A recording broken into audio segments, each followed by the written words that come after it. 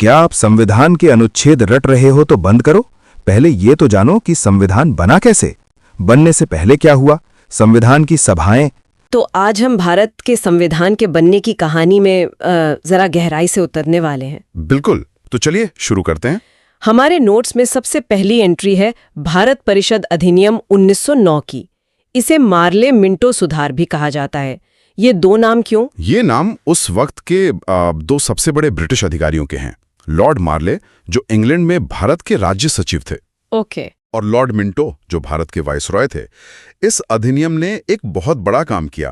पहली बार किसी भारतीय को वायसरॉय की एग्जीक्यूटिव काउंसिल का सदस्य बनाया गया। अच्छा, ये तो बहुत बड़ी बात रही होगी उस समय। बहुत बड़ी। वो थे सत्येंद्र प्रसाद सिन्हा। ये एक तरह से भारतीयों के लिए सत्ता के दरवाजे में एक छोटी सी दरार खोलने जैसा था। लेकिन इसी अधिनियम के साथ एक बहुत बड़ा विवाद भी जुड़ा हुआ है ना, सांप्रदायिक प्रतिनिधित्व प्रणाली की शुरुआत। हाँ, और यही इन सुधारों का सबसे, कह सकते हैं, स्याह पहलू है। इसका क्या मतलब था? मतलब आसान भाषा में इसका मतलब था कि मुसलमानों के लिए अलग चुनावी क्षेत्र बनाए गए, जहां सिर्फ मुस्लिम मतदाता ही मुस्लिम उम्मीदवार को वोट दे सकते थे। ओहो, इसी वजह से लॉर्ड मिंटो को सांप्रदायिक प्रणाली का जनक भी कहा जाता है। ये एक ऐसा कदम था जिसका असर आने वाले कई दशकों की राजनीति पर बहुत गहरा पड़ा। समझ गई। तो इसके ठीक 10 साल बाद 1919 में भारत शासन अधिनियम आया। इसे मॉन्टेग्यू चेम्सफोर्ड सुधार के नाम से जाना जाता है। इसमें क्या अलग था? ये सुधार एक कदम और आगे गए।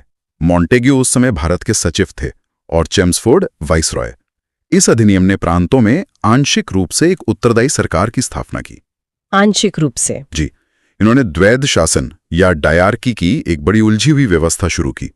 मतलब प्रांतों के विषयों को दो हिस्सों में बांट दिया। दो हिस्सों में? हाँ, एक थे आरक्षित विषय जैसे वित्त, पुलिस, जो गवर्नर के पास थे, और दूसरे थे हस्तांतरित विषय जैसे शिक्षा, स्वास्थ्य, जो भारतीय मंत्रियों को दिए गए। मतलब नाम के लिए जिम्मेदारी दी गई, लेकिन असली ताकत यानी पैसा और पुलिस वो अभी भी अंग्रेजों के हाथ में थे। बिल्कुल सही समझा आपने।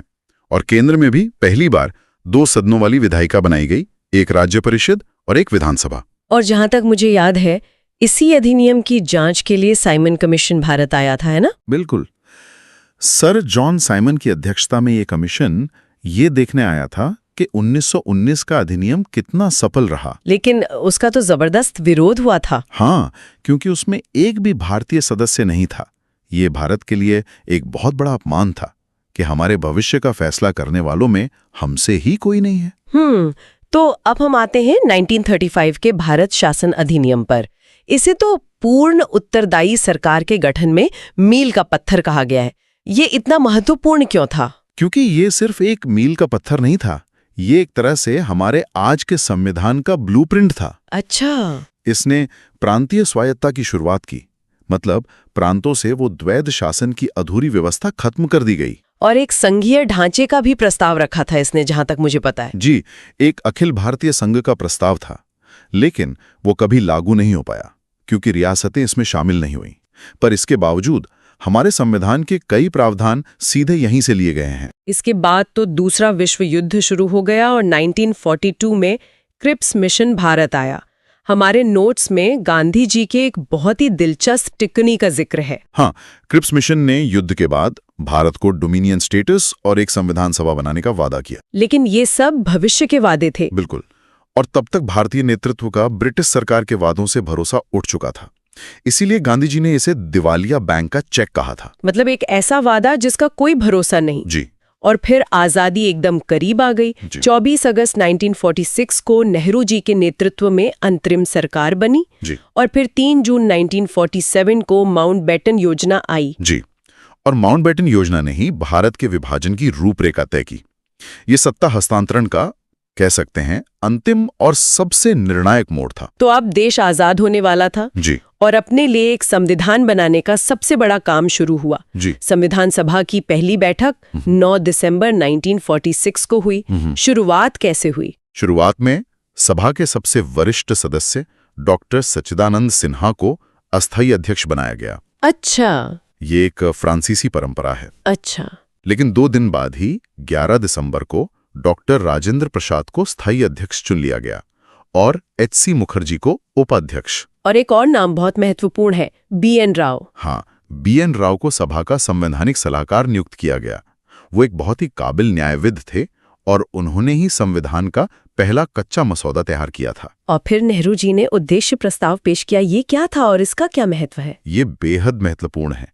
13 दिसंबर 1946 को पेश किया गया ये प्रस्ताव असल में संविधान की आत्मा और उसके दर्शन का सार था। आत्मा मतलब इसने ये बताया कि आजाद भारत कैसा होगा, एक संप्रभु, समाजवादी, धर्मनिरपेक्ष और लोकतांत्रिक गणराज्य। ओके। इसी प्रस्ताव को 22 जनवरी 1947 को स्वीकार किया गया और बाद में यही हमारे संविधान की प्रस्तावना बना। इतना बड़ा काम करने के लिए यकीनन समितियां भी बनी होंगी। हाँ, कुल 8 मुख्य समितियां थीं, जैसे संघ शक्ति समिति के अध्यक्ष जवाहरलाल नेहरू थे, प्रांतीय संविधान समिति के अध्यक्ष सरदार पटेल थे, और सबसे महत्वपूर्ण प्रारूप समिति? बिल्कुल, प्रारूप समिति यानी ड्राफ्टिंग कमेटी, जिसके अध्यक्ष डॉक्टर B.R. अम्बेडकर थे। इस समिति का काम संविधान का मसौदा तैयार करना था। इसका गठन कब हुआ? प्रारूप समिति का गठन 29 अगस्त 1947 को हुआ, आजादी के ठीक बाद। जी, और इसकी पहली बैठक अगले ही दिन 30 अगस्त को हो गई। इसी समिति ने संविधान के अंतिम मसौदे को आकार दिया। तो आखिर में ये ऐतिहासिक दस्तावेज कब बनकर तैयार हुआ? संविधान को बनाने में 2 साल 11 महीने और 18 दिन का समय लगा। इतना लंबा समय? जी, और अंत में 26 नवंबर 1949 को संविधान सभा ने इसे अपनाया या अंगीकृत किया। उस समय इसमें 22 भाग, 395 अनुच्छेद और 8 अनुसूचियां थीं। हमारे नोट्स में एक दिलचस्प बात यह भी है कि प्रस्तावना को पूरे संविधान के लागू होने के बाद लागू किया गया था। हाँ, ये सुनिश्चित करने के लिए कि प्रस्तावना संविधान के प्रावधानों से पूरी तरह मेल खाती है। अब यहाँ 2 तारीख हैं, 26 नवंबर 1949 और 26 जनवरी 1950। इनमें क्या फर्क है? ये अक्सर लोगों को कंफ्यूज करता है। ये समझना बहुत जरूरी है।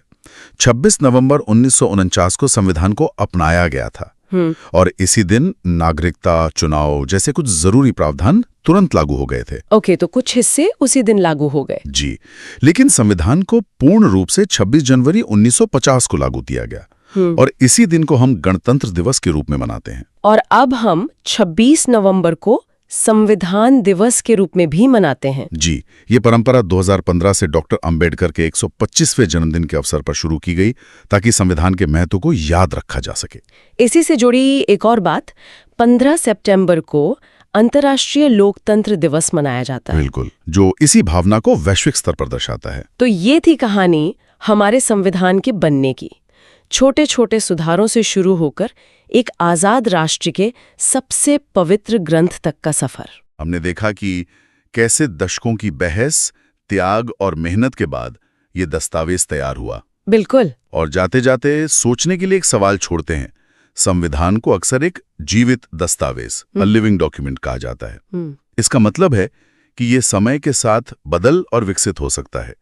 तो ये देखते हुए कि इसे लिखने से पहले भी इसका एक क्रमिक विकास हुआ, आज के समय में इसके जीवित होने का क्या अर्थ है? अच्छा सवाल है। वे कौन से मूल सिद्धांत हैं जो आज भी 21वीं सदी में होने वाले बदलावों और व्याख्याओं का मार्गदर्शन करते हैं? अगर वीडियो अच्छा लगा हो तो लाइक, सब्सक्राइब जरूर करें ताकि ऐसे ही वीडियो आप तक पहुंच जाएं। धन्यवाद।